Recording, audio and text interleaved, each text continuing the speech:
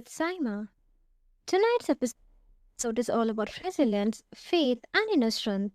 I'm joined by Gail Showalter, educator, coach, author, and founder of Single Moms Empowered. Gail's lived experience of raising three children solo, building a non-profit, and guiding women through life's toughest moments has taught her the art of developing soul stamina.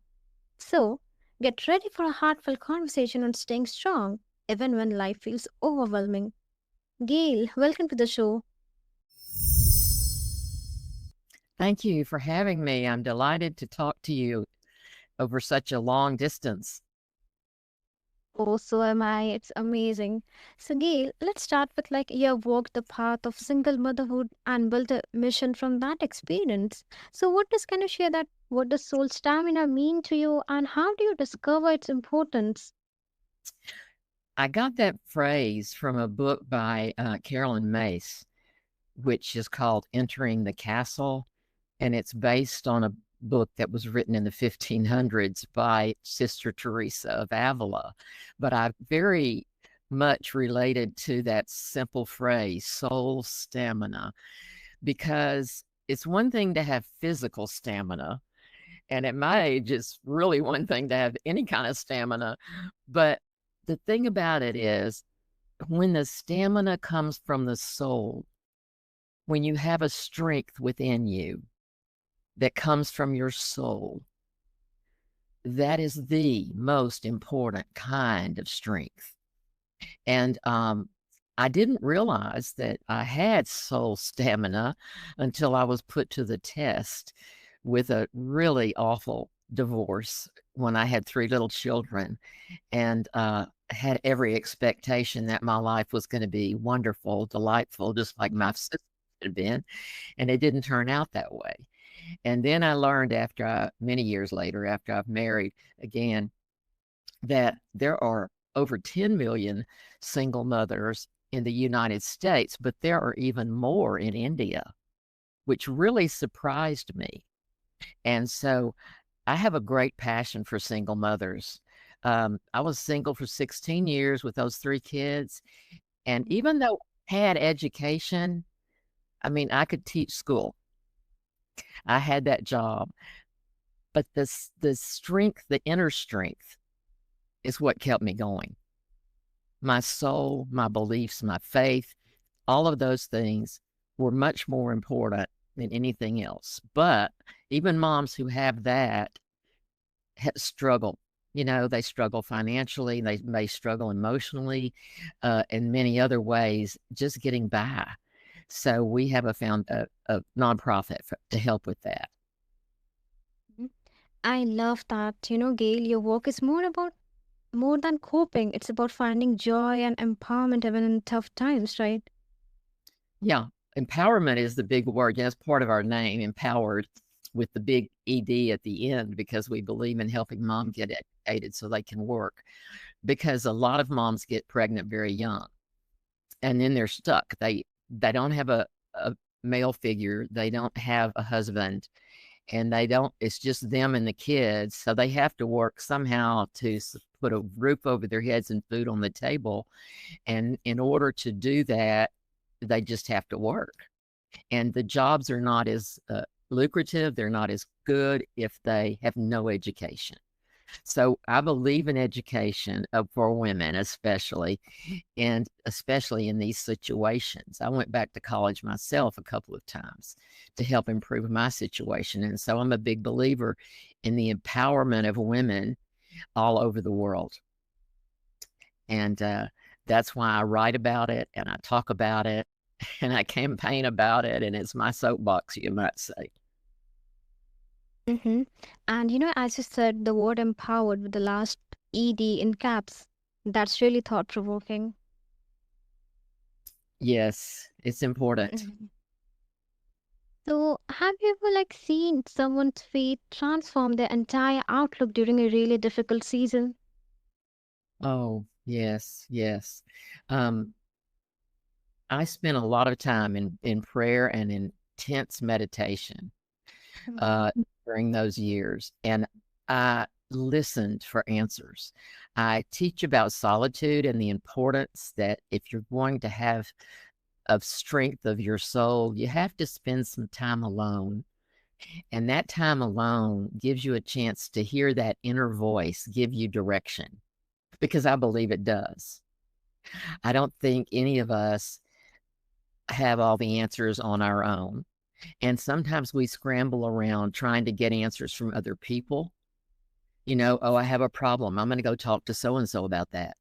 Well, sometimes you just need that quiet solitude that will give you time to hear what you need to hear to direct you. And I've seen this with women, excuse me, I've seen this with women, single women who have that. And I've seen it with single women who do not have that. So I'm saying that, yeah, the thing you need to do is to spend some time listening to that still small inner voice that we all have. If we can turn off all of the things around us, the telephones, uh, the iPads, the whatever, and the TV and radio, and all of these things are coming at us. We're on information overload. We don't need more information.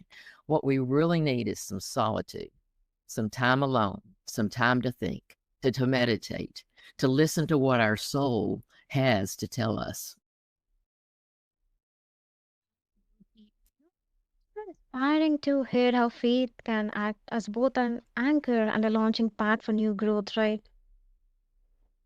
Yes, yes, it is a launching pad for new growth. And, uh, you know, growth is something that comes to us whenever we prepare the soil fertily. In other words, whenever we set up things in our life so that we can grow, and we can grow spiritually from within, not just physically, of course. And if you want children, if you're a mother and you want children to see that and to understand that, you have to be the example. You have to do it in such a way that it's gentle in spirit, but that the children can model you and see you and do as you've done. And that's what I love seeing with my single mothers that we work with, is that they're doing something and their children are watching, and their children are learning about spiritual growth. They're watching their mother. And that is very, very valuable, more than a lot of lectures and talking, just living that life as an example for the children. Yes, I completely agree with that, Gail. Now, you have helped like so many women through your non-profit. So can you share some of the biggest challenges you see women facing when it comes to, developing inner resilience? Well, like I said, the moms who start having babies when they're very young don't have an opportunity sometimes to go to college. And then, not that college has the answers for everything, but if you have no skill to get a job that pays well enough for you to support your children, then it's like a cycle that it's hard to get out of. So I've seen moms of various situations, various nationalities, and different ages actually come to us with the great desire. They've already maybe started college, they've started a program, and they don't have the finances to complete it, or they need a support system and they don't have that either. Because a lot of these moms, excuse me, come from families that never have had any education, and they don't really respect it, and they don't really want the moms to get smarter than they are, so they don't really encourage them. So these moms come to us, and now we have one mom who's a registered nurse, and her husband actually committed suicide. It was really sad. And then we have two that have finished what you call vocational nursing. It's a shorter 2-year program. There's a great here for that. And so we have two of those. I think we have another one starting that. We have one that's a police officer that went through a training to be a police officer, and she's also got a degree now in social work. We have one that is a full-fledged social worker and one that is working on speech and hearing pathology. It's going to take a lot longer for that. We have one that's going to graduate in dental hygiene, but each one of these has her own story. I mean, one mom, 5 children, another mom, a little baby, different situations, not all the same. And so we take them where they are and we work with what they need. Sometimes all they need is some help paying for childcare. Sometimes, mostly, they need tuition payments and books. Sometimes they need help with rent. So we help in the best way we can with their greatest need. Each one is different. We do not have a cookie cutter type situation where we do the same thing for every mom. It's very different with each one. And we can do that right now because we're small. But we started small and we're growing. And it's really exciting to see the changes in the lives of these women.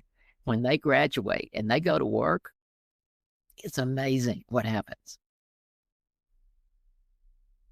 Yes, and the way you describe those struggles, really puts things into perspective. And resilience isn't just a buzzword, it's a daily fight for so many, right? It is a daily fight for so many. And we don't, they're kind of underprivileged in the countries, in not just our country, but in your country. The women all over the world. I've talked to women in the Philippines and in Africa. Women are mothers are the same all over the world.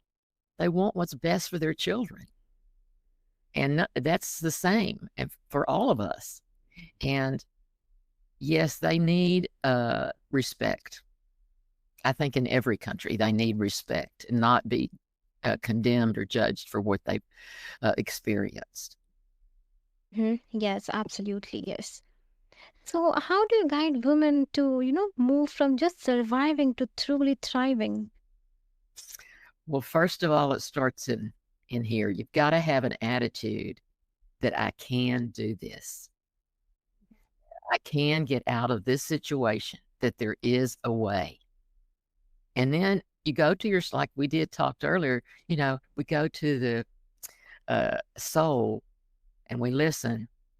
And then you take steps, little steps, not big steps, just baby steps. I can tell a story about when I went back to college, and I don't know how I did it now when I look back on it, but it had faith in my spirit that I could do one thing at a time. I had to take a special test, what we call a GRE test, in order to get into graduate school. I had never taken one of those tests. I hadn't taken that type of test for 18 years, but I did it. And I did okay, but I didn't do perfectly. And so I had to meet with the dean at the college in another city. I went to Austin, Texas, to the University of Texas. And I didn't have a place to live. I didn't have a place for my kids to stay. But I just took each step, one step at a time. When you look at the whole thing, it seems impossible. When a mom is desperate and she looks at the idea of going to school or getting a certificate of some sort for a job, it seems overwhelming. So you need to take it down into small bites. Do one thing, then another. Don't try to look at the whole thing at once. That's really hard to do. And so I did that. And sure enough, amazingly, one little thing led to another and to another and to another. And I went back to school with 3 kids. I don't know how. I look back and I think, I didn't orchestrate that. Some higher power helped me. And that is what soul stamina does. It gives you the stamina to move forward each day, maybe a little step, but each day. Do one little thing in that direction that you want to go. And have a goal, but make it a reasonable goal, not some outlandish goal, but a reasonable goal. And then bit by bit, you can achieve it. I've seen moms do it. I've seen moms work all day and then work on an online course at night until they got a degree. I've seen them do it. And it's always impresses me. I'm just always thrilled when I hear these stories from these mothers. It's, like that really speaks to the heart of what thriving means, and it's so much more than just getting by. Yes, it is more than getting by. Yeah. Some days you do just get by. You know, some days you have to just get by. But women are strong. We know that. Women have the power. They can do things. They just have to believe it first. Believe that you can do it. Like tomorrow, what can you do? Make a phone call. I always say to the moms, gather information before you make decisions. Gather in today's world, that's easy. And gathering information is cheap, doesn't cost you anything. Nowadays, you can Google anything. You can go online and find out almost anything. So if you have a question, like, what do I need to do if I want to become a licensed nurse? What do I have to do? Maybe a 4-year program is too much because we've had some women that find that to be too much when you're raising kids, but other women not. Maybe you want to be a dental assistant. Maybe you want to be a secretary or business person, accounting. There's all kinds of things that you can do. We have a lot of women doing radiology here. It's a 2-year program that leads to employment. Then there are other programs. You have to look where you are able to go to school. Like if you're able to do online, then you look at those programs that appeal to you that you think you could do. But gather the information about it before you make a decision. Don't just jump into something. Gather information every day, little bits of information. Make huge differences. That's not, that's thriving, not just surviving. Yes. I love that phrase, that's thriving, not just surviving. Yeah. Now, like your book, Leaving, Learning, Loving, shares beautiful lessons for sure. So, what's one key takeaway from the book that you think is, especially vital for developing soul stamina?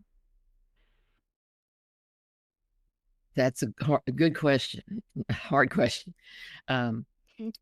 that the book includes stories of my experiences. I'm very open about it, and it tells you what I learned about these various topics.